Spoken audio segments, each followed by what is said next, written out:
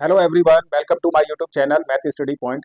Student देखिएगा, हमारा ना ये प्रोजेक्टाइल का सीरीज चल रहा है। अभी तक मैंने इसके 3 लेक्चर्स अपलोड कर दिए हैं। अगर अब वो लेक्चर्स आप लोगों ने नहीं देखे हैं तो फर्स्ट 2 लेक्चर्स को देखिएगा।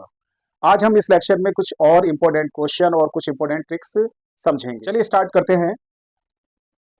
ठीक है, पिछली वीडियोस में मैंने प्रोजेक्टाइल के डिफरेंट टाइप्स के रिलेशन, फॉर्मूलेस और कुछ ट्रिक्स आपको बताई थी। आज इस लेक्चर में कुछ और हम आपको इंपॉर्टेंट ट्रिक्स समझा रहे हैं। जैसे कि देखिएगा, कुछ एक हमारा इंपॉर्टेंट रिजल्ट है, इस रिजल्ट को समझिएगा।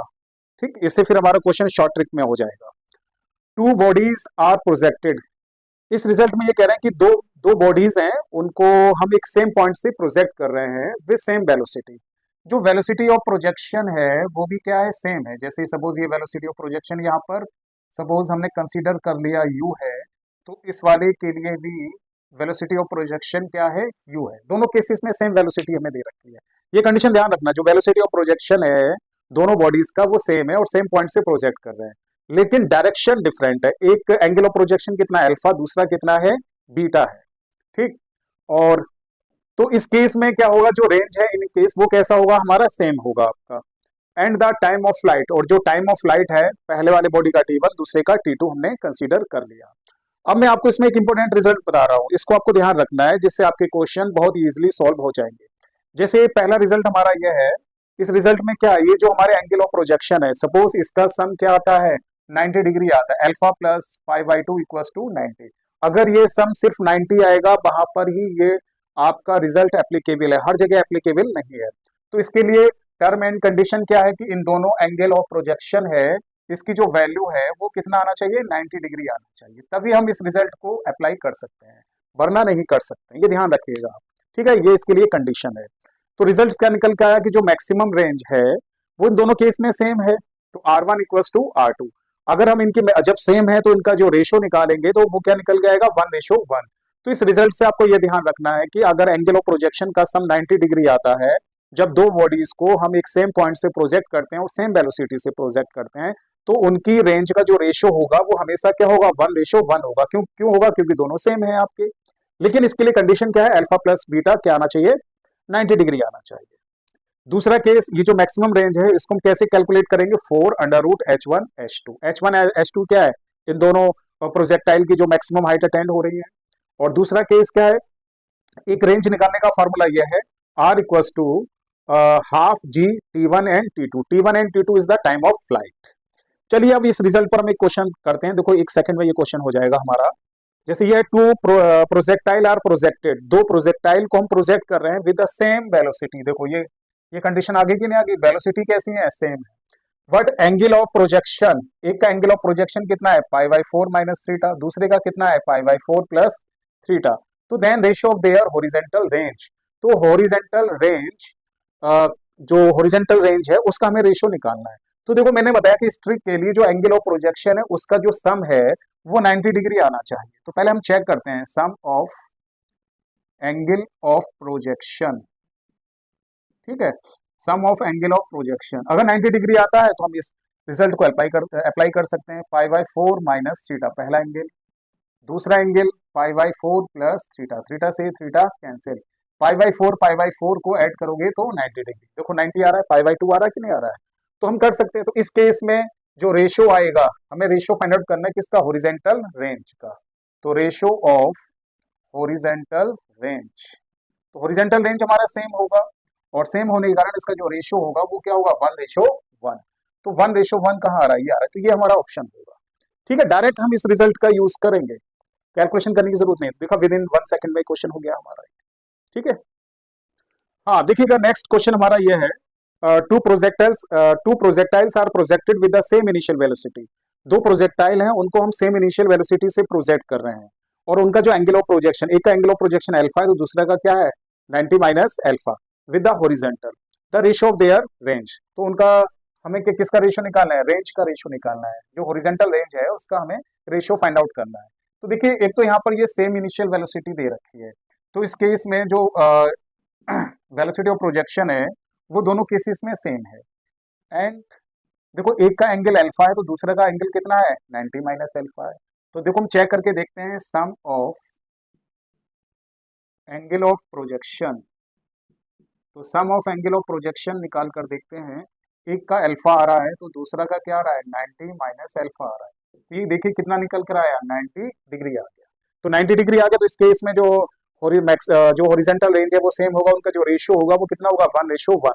तो देखिएगा इसमें 1:1 कहाँ आ रहा है, ये आ रहा है, डायरेक्ट कर दीजिएगा, पूरा सोल्व करने की जरूरत नहीं है आपको। ठीक है, तो बस ये ध्यान रखना है, अगर एंगल ऑफ प्रोजेक्शन का सम 90 डिग्री है तो उनकी जो हॉरिजॉन्टल रेंज का जो रेशियो होगा वो हमेशा क्या होगा 1:1 होगा, क्योंकि हॉरिजॉन्टल रेंज भी हमारी क्या होगी सेम होगी। हाँ देखिएगा नेक्स्ट क्वेश्चन हमारा ये है, a body is projected from A point. एक बॉडी को हमने एक पॉइंट से प्रोजेक्ट किया और उस बॉडी को ना दो बार प्रोजेक्ट कर रहे हैं। जैसे पहले एक बार प्रोजेक्ट किया, फिर उसी पॉइंट से एक बार हमने दोबारा फिर प्रोजेक्ट कर दिया विद सेम वेलोसिटी। देखो यहाँ पर भी दे रखा है वेलोसिटी कैसा है सेम है, इस रिजल्ट में भी वेलोसिटी सेम कह रहा था, लेकिन डायरेक्शन डिफरेंट है, डायरेक्शन डिफरेंट आ रहा है। If the range in each case, प्रत्येक केस में जो रेंज है, हाँ रेंज भी सेम दे रखा है, लेकिन जो टाइम ऑफ फ्लाइट है एक का T1 है और एक का T2 है। तो क्वेश्चन क्वेश्चन क्या कहना चाह रहा है, हॉरिजॉन्टल रेंज निकालना है। इस बार हमें क्वेश्चन में क्या दे रखा है, टाइम ऑफ फ्लाइट दे रखा है। तो देखिए रिजल्ट हमने बताया था, अगर टाइम ऑफ फ्लाइट है तो उस केस में रेंज निकालने का फॉर्मूला क्या होगा, हाफ जी T1 T2। तो देखिए कहां पर आ रहा है, half G1 T2 T2, T1 T2 ये आ रहा है आपका। ठीक है, तो देखा half g T1 and T2, तो इसे हम डायरेक्टली कर सकते हैं इस रिजल्ट से क्वेश्चन को। ठीक है ना। नेक्स्ट हमारा एक रिजल्ट ये आता है, देखिए इक्वेशन ऑफ ट्रेजेक्ट्री, जो हमने ट्रेजेक्ट्री का इक्वेशन निकाला जब हम प्रोजेक्टाइल को प्रोजेक्ट कर रहे थे, तो वो किस में मूव कर रहा था, एक पैराबोलिक पाथ में मूव कर रहा था, वही हमारा क्या कहलाता था, ट्रेजेक्ट्री कहलाता था। तो इस प्रोजेक्टाइल के द्वारा जो पाथ आ रहा था उसका इक्वेशन ये आ रहा है, y = x tan alpha minus half g x square upon u square cos square alpha. तो इस रिजल्ट की हेल्प से, तो इसके तो जो हमने ट्रेजेक्ट्री की इक्वेशन लिखी है ना, इसको हमने इस फॉर्म में लिख लिया। देखिए x अपने प्लेस पर आ रहा है, जो हाँ tan अल्फा है इसको मैंने a कंसीडर कर लिया, ठीक है, माइनस हाफ, और ये जो वेरिएबल आ रहा है देखो x और x स्क्वायर, इसको ऐसे ही रहने दिया। अब half g u square cos square alpha, इसको मैंने क्या लेट कर लिया b। ये देखो मेंशन कर रखा है, a means a tan alpha and b means this one, ये हमने लिख लिया। तो इससे ना ये कुछ रिजल्ट आपको ध्यान रखना है। तो अगर आपकी प्रोजेक्टाइल की इक्वेशन इस फॉर्म में दे रखा है तो उस केस में रेंज निकालने का फार्मूला क्या होगा, a upon b। a means x का कोफिशिएंट और v means minus x square का कोफिशिएंट। तो रेंज हम कैसे निकालेंगे, a upon b। Second case में मैक्सिमम हाइट निकालनी है अगर हम इस प्रोजेक्टाइल की, तो a square upon 4b। Initial velocity find out करना है, वही angle of sorry velocity of projection निकालना है, तो रूट में 5 ब्रैकेट में 1 plus a square upon b। और एंगल ऑफ प्रोजेक्शन निकालना है तो alpha equals to tan inverse है, ये फॉर्मूला आपको याद रखने हैं। तो देखिएगा इस पे हम एक क्वेश्चन करते हैं, द इक्वेशन ऑफ प्रोजेक्टाइल। अगर प्रोजेक्टाइल की इक्वेशन हमें इस फॉर्म में दे रखी है, देखिए इस फॉर्म में दे रखी है, तो कह रहे हैं कि इसका रेंज निकालना है।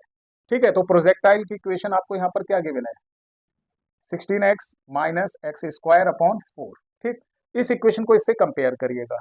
आपने देखा a का वैल्यू कितना है 16, x का जो कोफिशिएंट है, और v देखिएगा v कितना है हमारे पास, b means minus x square का कोफिशिएंट, तो माइनस एक्स स्क्वायर का कोफिशिएंट कितना है 1/4।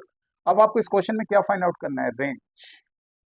तो देखा रेंज निकालने का formula a upon b, a upon v, तो 1/4, 16 4 जा 64 मीटर। ठीक है, तो 64 मीटर देखिएगा ये आ रहा है, तो ये आ गया आपका ऑप्शन। देखिए next question, if the equation of the path of projectile, देखो प्रोजेक्टाइल की इक्वेशन दे रखी है, ये प्रोजेक्टाइल की इक्वेशन क्या है, x माइनस एक्स स्क्वायर। अब क्वेश्चन में क्या पूछा है, वेलोसिटी ऑफ प्रोजेक्शन। तो वेलोसिटी ऑफ प्रोजेक्शन निकालने के लिए ये हमारे पास फार्मूला है।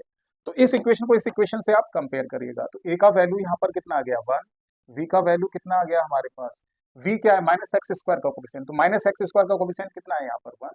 ठीक है, तो आपको क्या निकालना है यहाँ पर, वेलोसिटी ऑफ प्रोजेक्शन। ठीक है, वेलोसिटी ऑफ प्रोजेक्शन। तो देखिए इसके लिए क्या फॉर्मूला है, रूट में 5 1 plus a square upon b। ठीक है, 5 a का वैल्यू कितना है 1, 1 का स्क्वायर क्या होता है आपका 1, v की जगह भी 1 है, तो 1 और 1 2, तो रूट 10 आ गया आपके पास। कितना आ गया, रूट 10। अब जैसे आप जानते हैं एक्सेलरेशन ड्यू टू ग्रेविटी है वो कितना होता है 9.8 g की वैल्यू होती है, इसको हमने अप्रॉक्स क्या मान लिया 10, तो इसके हिसाब से हम ये कह सकते हैं रूट g, तो ये रूट g आ गया। अगर आप लोगों को मेरी ये वीडियोस अच्छी लग रही है तो प्लीज़ इसको लाइक करिएगा, इस पे कमेंट करिएगा। आप लोग कमेंट बिल्कुल नहीं करते हैं, अगर आप लोग कमेंट करेंगे तो इससे हमें पता चलेगा कि हम आपके लिए जो लेक्चर बना रहे हैं वो आपके लिए काफ़ी बेनिफिशियल है या यूज़फुल है या नहीं। आपके कमेंट करने से ना हमें भी मोटिवेशन मिलता है। तो मेरी आपसे प्लीज़ रिक्वेस्ट है ना, इस पर कमेंट करिए, इसको इसको लाइक करिएगा और अपने फ्रेंड्स में ज़्यादा से ज़्यादा अपने मेरे वीडियोज़ को अपने फ्रेंड में शेयर करिएगा।